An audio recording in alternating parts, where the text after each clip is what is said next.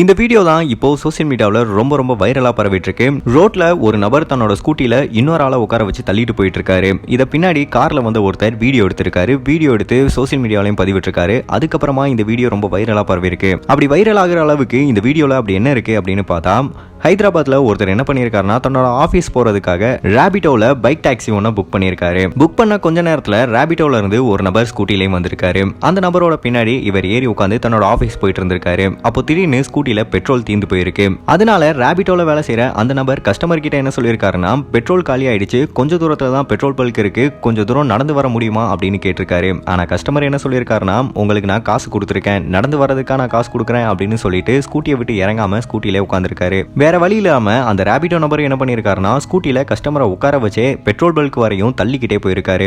இத பின்னாடி கார்ல வந்த ஒருத்தர் வீடியோ எடுத்து சோசியல் மீடியாவிலே பதிவிட இந்த வீடியோ இப்ப ரொம்ப வைரலா பரவிட்டு வந்துட்டு இருக்கு.